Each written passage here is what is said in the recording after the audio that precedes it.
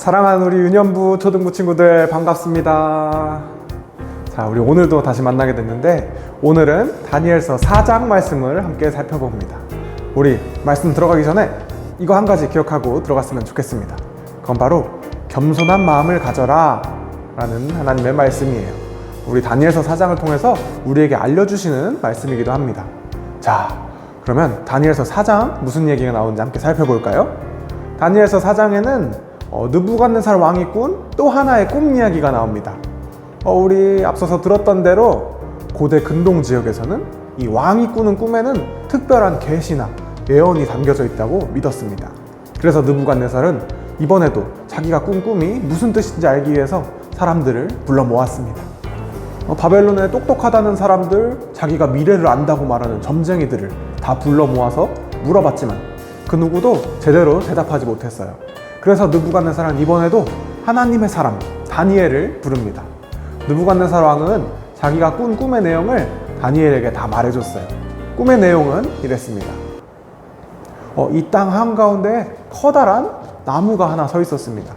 이 나무가 얼마나 높았는지 이 나무는 계속 자라서 하늘에 닿을 정도였다고 합니다. 이 나무는 잎사귀도 풍성하고 열매도 많이 맺혔습니다. 그래서 사람들도 와서 열매를 먹고 짐승들도 또 새들도 그 나무로 모여들었어요. 그런데 순간 하늘에서 이 세상을 감시하는 천사가 내려왔습니다. 천사는 큰 소리로 나무에게 말했습니다. 저 나무를 베고 가지를 자르고 잎사귀를 떨어뜨려라. 또 열매를 떼버리고 동물들도 새들도 모두 쫓아버려라. 하지만 나무 그루터기는 남겨둬라. 그 나무 밑둥을 쇠줄로 묶어서 들불 사이에 버려둬라. 그러면 이 나무는 이슬에 젖고 짐승들과 함께 어울릴 것이다. 또 그 나무는 사람의 마음이 아니라 짐승의 마음을 가지고서 7대를 보내게 될 것이다. 그리고 천사는 이렇게 말을 더했습니다. 이것은 가장 높으신 분께서 이 세상을 다스리신다는 것과 그분 뜻에 맞는 사람에게 나라를 주신다는 것을 알리려는 것이다. 느부갓네살은 이렇게 자기가 꾼 꿈의 내용을 다니엘에게 다 말했습니다. 다니엘, 자네는 하나님이 함께하는 사람입니다. 그러니까 당신은 내 꿈이 무슨 뜻인지 알려줄 수 있을 것이오. 왕의 말을 다 들은 다니엘은 놀라서 좀 당황했어요. 다니엘이 우물쭈물하고 있으니까 느부갓네살은 다니엘을 재촉했습니다. 다니엘, 꿈이 무슨 뜻이든지 걱정 말고 솔직하게 나한테 말하시오. 왕의 말을 듣고서 다니엘은 조심스럽게 입을 열었습니다. 임금님, 이 꿈을 차라리 임금님의 적들이 꿨다면 좋겠습니다. 임금님이 보신 나무는 바로 임금님이십니다. 다니엘은 계속 말을 이어갔습니다. 나무가 자라서 하늘에 닿고 온갖 짐승이 모여든 것은 바로 임금님의 강력한 통치를 뜻합니다. 그런데 천사가 내려와서 나무를 베라고 했죠. 그리고 짐승의 마음을 가지고서 짐승들과 어울리게 될 것이라고 말했습니다. 그 뜻은 이렇습니다. 다니엘은 어렵게 말을 이어갔어요. 임금님은 이제 곧 사람의 마음을 잃고 들짐승과 함께 살며 소처럼 풀을 뜯어먹고 이슬을 맞으면서 살게 되실 겁니다. 이렇게 7대가 지나간 다음에야 비로소 임금님은 이 세상을 다스리시는 분은 가장 높으신 하나님이시며 하나님께서 자기 뜻에 맞는 사람들에게 이 세상을 다스리도록 권세를 주신다는 것을 깨닫게 되실 겁니다. 또 나무 그루터기는 남겨두라고 한 것은 바로 하나님이 세상을 다스리신다는 것을 깨달은 다음에는 임금님의 나라가 다시 제대로 선다고 알려주신 것입니다.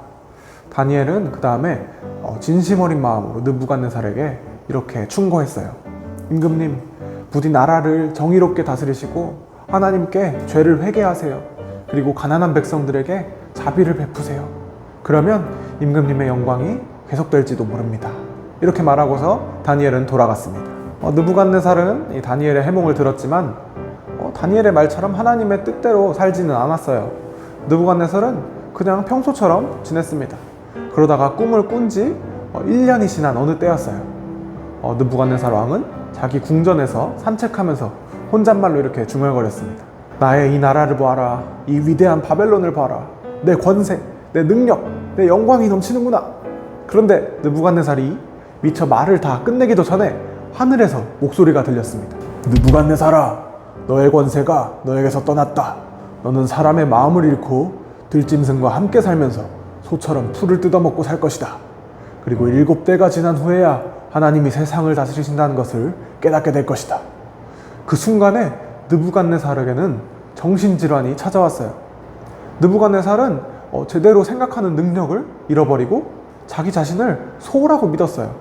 그래서 소처럼 4발로 걸으면서 짐승처럼 행동했습니다. 그래서 머리카락도 막 산발이 되고 손톱도 거칠게 자랐습니다. 더 이상 느부갓네살은 왕으로서 나라를 다스릴 수 없는 지경에 빠져버렸습니다. 이렇게 느부갓네살 왕은 한동안 짐승처럼 지냈어요. 그러다가 하나님이 정하신 기간이 지나고 나서야 제정신을 차렸습니다. 정신을 차린 느부갓네살은 그제서야 이제 다시 왕으로서 나라를 다스릴 수 있었습니다. 정신을 되찾은 느부갓네살은 다니엘이 해준 말을 드디어 기억했어요. 그리고서는 하나님을 찬양했습니다. 하나님만이 이 세상을 다스리는 분이십니다 라고 고백할 수밖에 없었어요. 자, 다니엘 4장의 이야기는 이렇게 끝이 납니다.